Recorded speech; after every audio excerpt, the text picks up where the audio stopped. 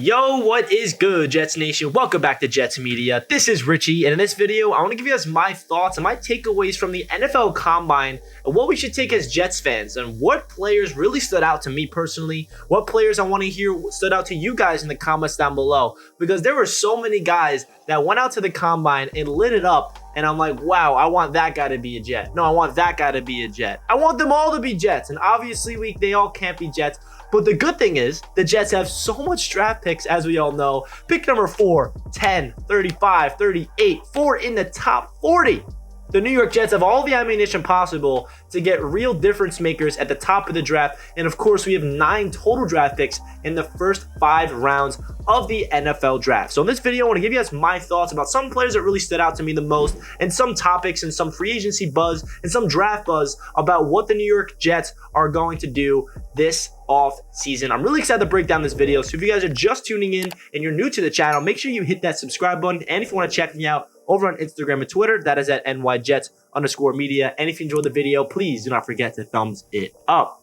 With that being said, let's get right into the video. So the first topic I want to break down is the wide receiver class is super deep, because the one thing that I took away from the most after watching day 1 of the Combine is maybe the New York Jets don't have to draft a wide receiver at the number 10 spot, because we can get a really good wide receiver later in the draft in round 2 or number 3. And also, obviously, before I get into the video, I should probably mention that free agency is really going to determine where the New York Jets are going in the draft. And I think we all understand that, because if the New York Jets go out there and say they sign Amari Cooper, or they sign Mike Williams, or they sign a big-time free agent wide receiver, or they trade for Calvin Ridley, hypothetically speaking, obviously, then the New York Jets don't have to draft a wide receiver at number 10 or even in the second round. Maybe they'll wait till the 3rd or 4th round to get a guy that develop behind those guys. So obviously that's going to really determine what the Jets do at the wide receiver position. But the one thing that really stood out to me the most from the Combine is this wide receiver class is so deep to the point where we do not have to rely on drafting one at number 10, because we could get one in the second round. Not saying I'm not down to draft one at number 10. Like, say we do not get a big receiver in free agency or the trade market. Say we just get some veterans and some depth pieces, and we re-sign Braxton Berrios, and the Jets are all about getting a receiver at the top part of the draft. I'm all about it. We heard a rumor from I forgot who it was from, Tony Pauline or something, saying that Joe Douglas was gushing over Treylon Burks at the Combine. I don't know how legit this report is. I'm not taking it seriously, but it definitely is interesting that there is some noise coming out of the Combine that Joe Douglas is falling in love with Treylon Burks. I'm a big Treylon Burks guy. If you guys watch my channel, you guys already know that. He's one of my favorite receivers in this draft. I feel like he is the missing piece of the puzzle for this Jets wide receivers, just because of he fits such a big hole on the wide receivers in terms of we don't have that style. We have Elijah Moore, who is that prototypical guy that can go out there, create separation. Route running is ridiculous. His quickness, his agility, everything about that. Corey Davis is a prototypical outside receiver, and then Treylon Burks can do it all. Outside, inside, line up as a halfback. He can do pretty much everything, and he's a big body. I would love Treylon Burks on the Jets. I just don't know if the Jets are going to take him at number 10 if I had to guess.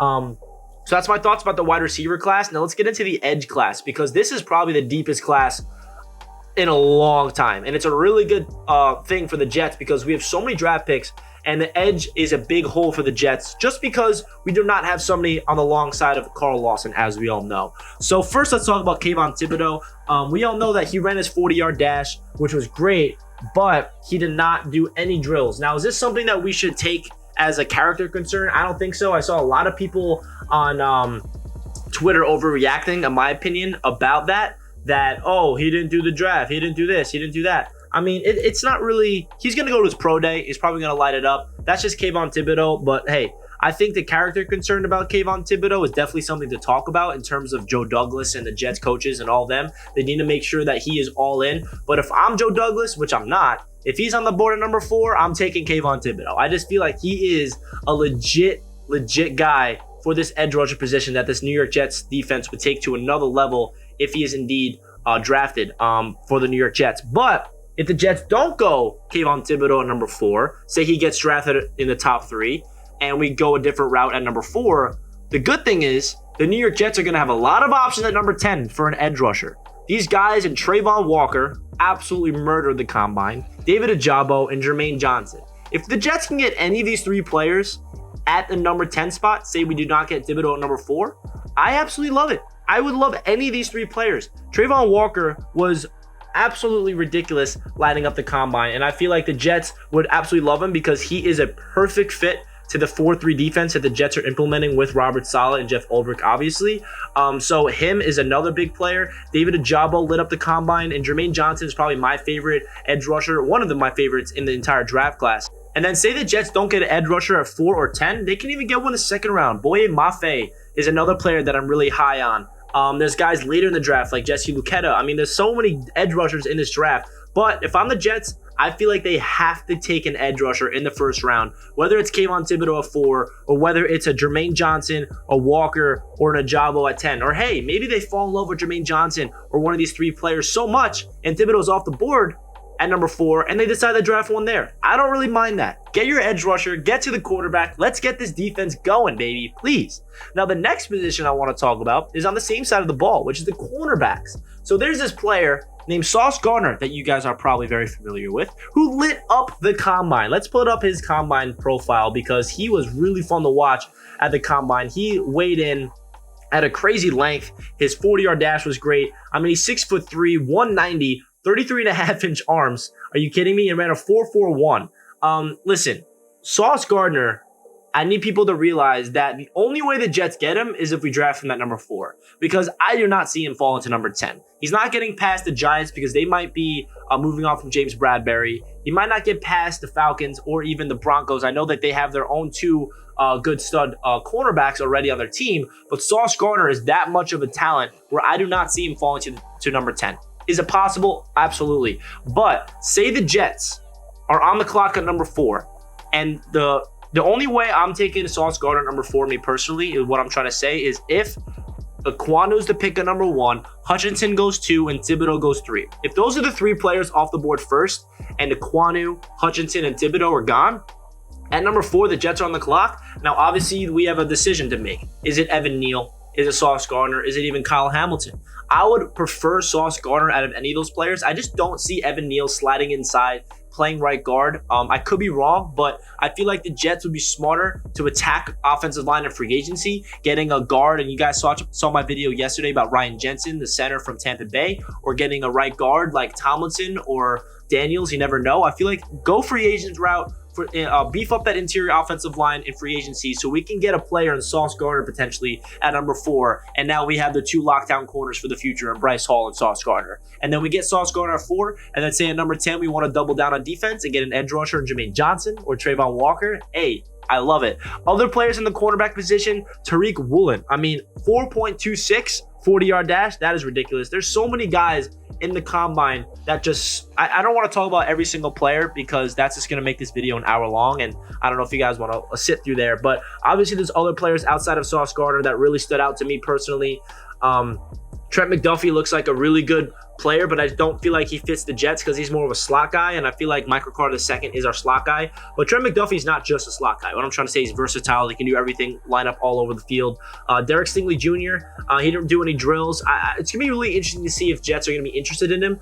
I would stay away from Derek Stingley Jr. just because of his injury concerns. That's the last person I want is a player that has injury problems. The Jets have too many injury problems of their own, but there's no denying that if Derek Stingley Jr. is a healthy player and he's at his top potential, he's one of the best in the entire this entire draft class for sure. Roger McCreary, I feel like he's a player that could be for the Jets in the second round if he falls there. Kobe Bryant later on in the draft for sure. Andrew Booth, Kyler Gordon. I mean, there's a lot of players that really stood out to me at the draft combine at that cornerback position for sure. And I mean, Tariq Woolen running a 4.26 at 6'4", he could be a player the Jets target later in the draft as well if they want to go speed. And he showed a lot of good ball skills as well. So then another position group I want to talk about is the tight ends. I think every Jets fan is aware that we all want Trey McBride. I mean, there's some Jets fans that don't want him just because they'd rather wait for a tight end later because this tight end class is indeed super deep. But what Trey McBride showed me at the draft combine is you don't pass on a guy like that if he's available, especially with a gigantic need at tight end for the New York Jets. If you look at his combine stuff, he did not do a 40-yard dash, but he weighed in at 246, 6'4", 32.5-inch arms, and all the drills he did, man, he just looked so smooth. His footwork, his hands, his route running.